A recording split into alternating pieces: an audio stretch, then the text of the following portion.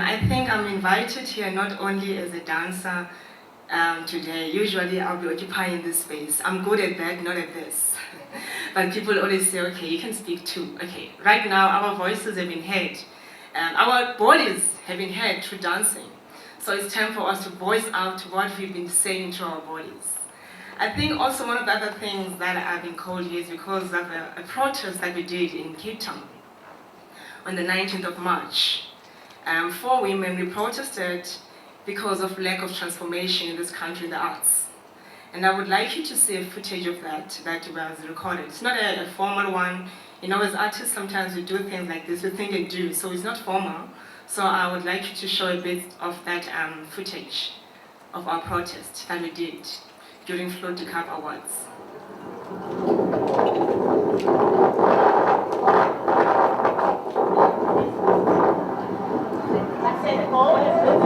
Tell them my to the table.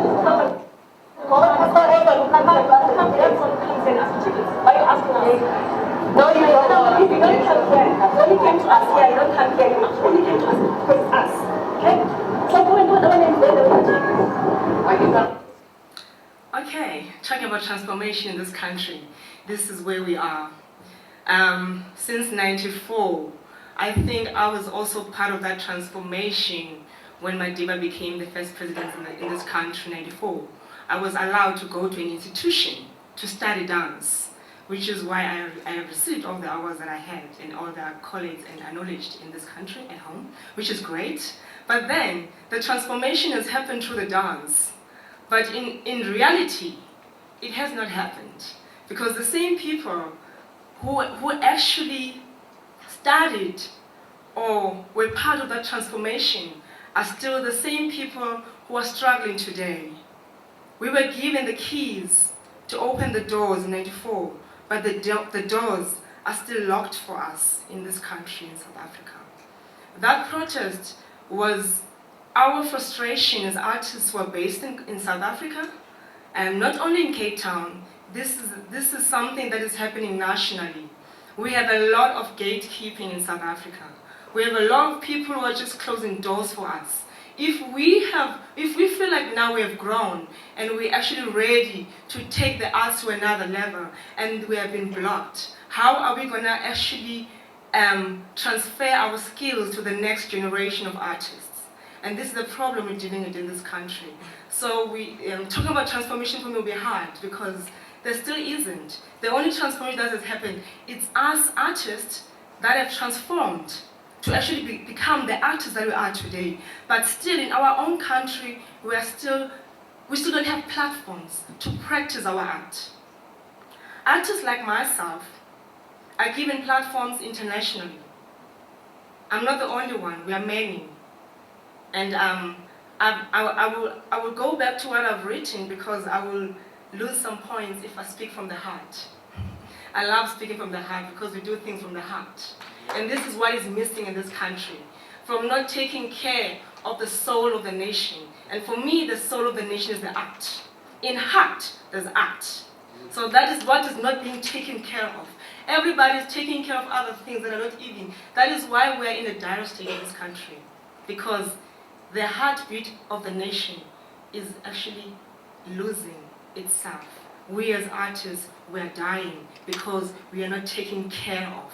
The only thing we are looking for is belonging. We have no belonging, no sense of belonging in South Africa. We are baseless artists with all our degrees and all our knowledge that we have and all the skills that we have. We stay at home unemployed. As artists, you can only have one job in your country for the whole year. Without the dance festivals that are happening in this country, I will name few, like the Dance Umbrella, which is always struggling yearly to get money for funding. Institution for Creative Arts in Cape Town, the Live Arts Festival, Jomba, all of those festivals, and little theatres were trying to give us platforms. But the mainstream theatres are treating us like that. And this is what we have to deal with every day, and we are still knocking.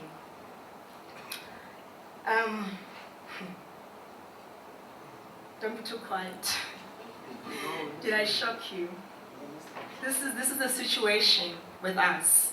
It's like we are treated like we are not important. It was the artists that freed this country in the 70s and 80s. But today, we are the ones who are not taken care of. The heart of the nation is missing, and we are the bit. Anyway, besides all these efforts, I'm still shaped by the challenges of being a black artist in general, and Africans in particular. We face in the current democratic South Africa is quality, inclusive and sustainable access, accomplishment and accolade. There's no acknowledgement in the arts as a whole in South Africa. In the words, we still yearn for recognition and belonging. Yes, despite all the progressive shifts and changing methods in the arts, one phenomenon is stubbornly insistent in the performance arts is the lack of black artists and entrepreneurs in South Africa. That is lacking. We still need to find that. From my experience at least, I have come to know that darker skin seems to not be welcome in the institutionalized art forms. I have applied in institutions that I have studied, but today they tell me that I don't have the skills to teach in institutions in this country. So where is the transformation in South Africa? The same institutions that transformed us, but today they cannot open the doors for us. Few black artists have been casted in leading decision-making roles such as CEOs, artistic directions, or full-time lectures in the arts. There's few, and those who are there are just there being like the fronting, just window fronting. It's like there's no sense of us owning anything as CEOs, and those who are there are not even helping the ones who are under them. They are the ones who are gatekeeping. I'm not only talking about whites, I'm also talking about black people who are CEOs, who are not actually looking at us as people who can come together and work together. Another challenge is that most black choreographers and dancers dedicate and commit to their craft without any income security and no affiliation to any institution. And those that are over 35 years are now excluded from many development programs due to their old age. People like myself now are no longer kind of welcome to apply for funding. Other fundings now will say we are looking for artists who are 18 and 35. What about the established artists now who are over 40 like myself? We are now sitting at home baseless, with no work, with nothing basically. And this is what we're dealing with, and we do call that transformation. Gatekeeping, patronage is one of the main things that is happening in our institutions. All of them, galleries, museums, is the same thing.